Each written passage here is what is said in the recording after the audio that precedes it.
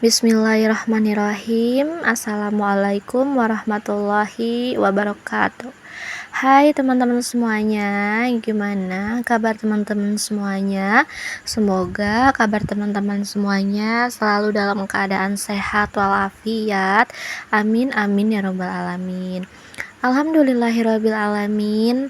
Akhirnya kita bisa bertemu kembali di video budgeting. Gak kerasa ya teman-teman, 1 bulan itu bener-bener cepet banget berlalu. Perasaan baru kemarin aja aku buat budgeting bulan Agustus ya. Sekarang aku udah buat budgeting lagi untuk bulan September. Alhamdulillahirrahmanirrahim. Mudah-mudahan kita semua selalu diberikan kelapangan rizki, kesehatan badan, jasmani dan rohani. Semoga segala sesuatu yang diimpikan bisa tercapai. Amin amin ya robbal alamin. Oke, teman-teman, di sini sebelum budgeting di bulan September, aku mau sedikit review pengeluaran atau budgeting di bulan Agustus.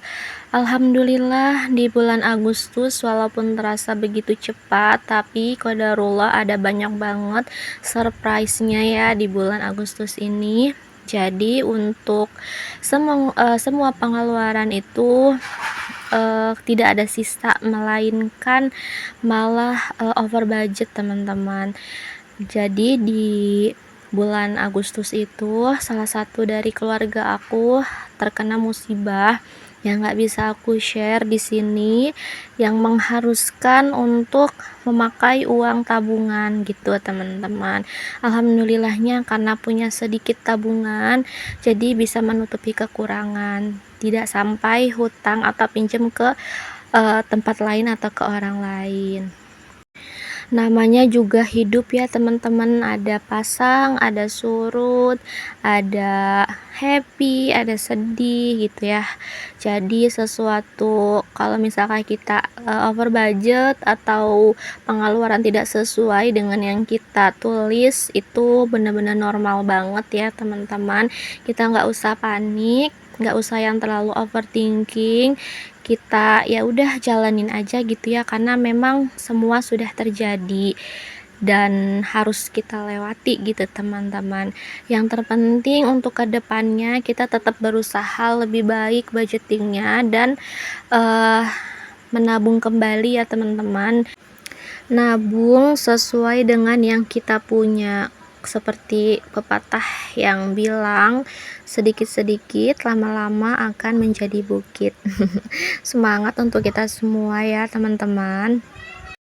Jujur aku sendiri pun sebenarnya bukan orang yang tipe bisa menabung ya teman-teman, tapi karena suatu hal atau karena keadaan yang mengharuskan aku untuk menyisihkan sedikit duit aku untuk menabung gitu ya. Jadi lama-lama aku kayak terbiasa, dan oh iya ya, ternyata untung juga ya kita punya tabungan gitu kan, bermanfaat juga ya kita punya tabungan.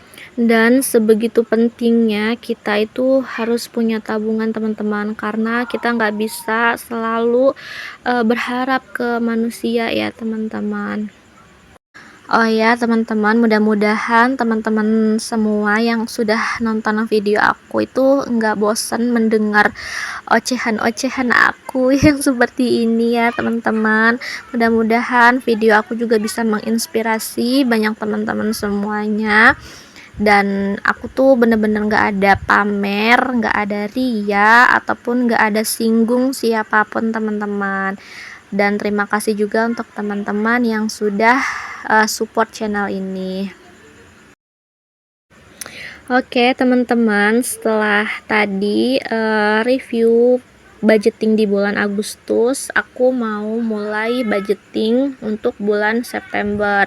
Di sini aku udah siapin ya tulisan-tulisan yang udah aku tulis di kertas kotak.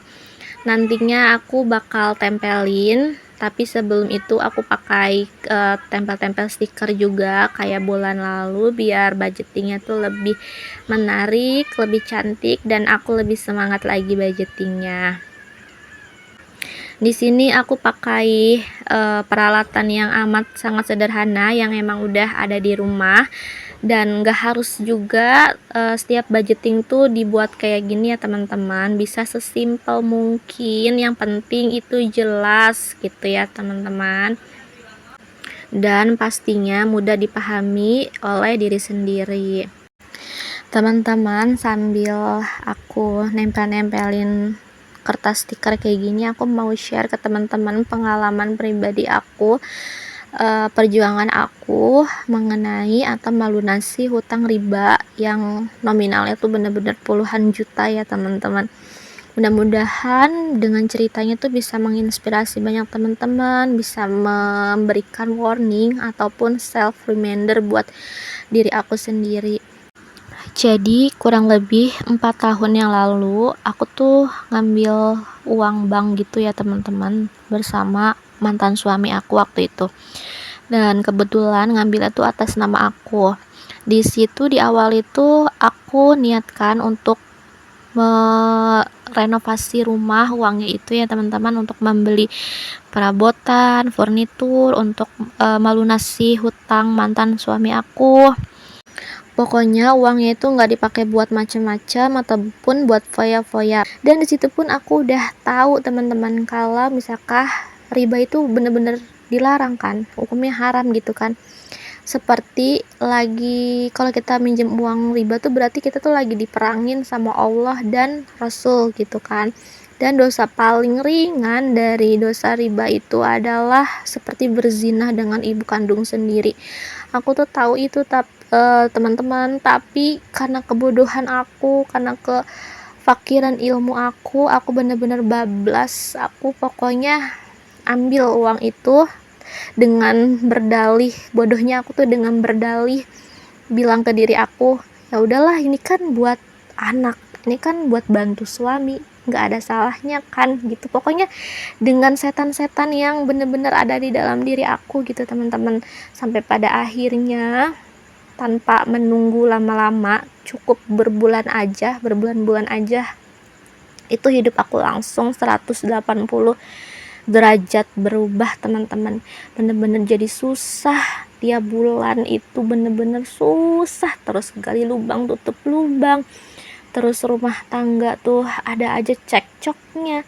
Untuk beli kebutuhan anak seperti baju aja ya, yang paling murahnya aja gitu, yang 100.000 3 itu bener-bener nggak kebeli kalau nggak nunggu THR gitu ya teman-teman. Sesusah itu. Sampai di pertengahan tahun 2023 rumah tangga aku mengalami kolaps, ibaratnya seperti itu. Benar-benar di ujung tanduk, dimana ternyata mantan aku itu bermain belakang, berselingkuh berkali-kali. Dan suatu ketika waktu itu aku baca sebuah artikel seperti ini, bisa jadi perceraian yang kalian rasakan itu adalah akibat dosa riba gitu teman-teman. Nah, di situ aku berasa tertampar banget teman-teman. Aku bener-bener menyesal, semenyesal-menyesalnya itu sama riba gitu teman-teman. Dan setelah kami memutuskan untuk bercerai, aku juga sama-sama membenahi diri, dan dari situ aku udah nggak, istilahnya tuh udah kapok gitu teman-teman. Gara-gara riba hidup aku bener-bener hancur. Gara-gara riba anak aku jadi korban di dalam rumah tangga, korban bapak dan korban ibunya gitu teman-teman. Pokoknya bener-bener sakit itu. Bener-bener Allah peringatin gitu ya, padahal aku udah tahu gitu ya, tapi tetap aja aku bablas gitu teman-teman, karena saking fakirnya ilmu aku, saking fakirnya iman aku gitu teman-teman. Tapi aku bersyukur banget sekarang aku udah dikasih warning sama Allah, aku udah dikasih bukti sama Allah kalau kamu riba itu emang kayak gini, bakalnya jadi kayak gini gitu. Jadi sampai sekarang mudah-mudahan Allah tetap istiqomahin aku untuk enggak lagi berhubungan dengan riba apapun itu jenisnya teman-teman. Aku mudah-mudahan Allah tetap istiqomahin aku, Allah ampuni dosa-dosa aku. Mudah-mudahan teman-teman juga yang lagi fighting atau lagi berjuang dari hutang riba ataupun hutang-hutang konsumtif lainnya, mudah-mudahan cepat lunas, mudah-mudahan Allah mudahkan semua hutang-hutangnya, semua kebutuhannya Allah cukupkan. Amin amin ya rabbal alamin. Tetap semangat untuk kita semua, tetap positive thinking, jangan pernah berhenti untuk berdoa, minta sama Allah, dan jangan pernah putus asa. Kita harus ingat dengan adanya kita seperti ini, dengan Allah kasih ujian seperti ini, berarti kita mampu. Allah tahu kita mampu, makanya Allah kasih kita ujian seperti ini. Dan aku selalu mengingatkan diri aku untuk setiap kali aku dapat musibah ataupun dapat teguran dari Allah, itu gak akan pernah terjadi kalau bukan karena aku yang salah gitu teman-teman. Jadi segala sesuatu yang terjadi pada diri aku itu ya atas dasar kesalahan aku gitu teman-teman. Oke teman-teman, jadi begitu aja curcolnya. Terima kasih untuk teman-teman yang sudah menonton dari awal sampai akhir. Semoga teman-teman sehat semua. See you on next video. Assalamualaikum warahmatullahi wabarakatuh.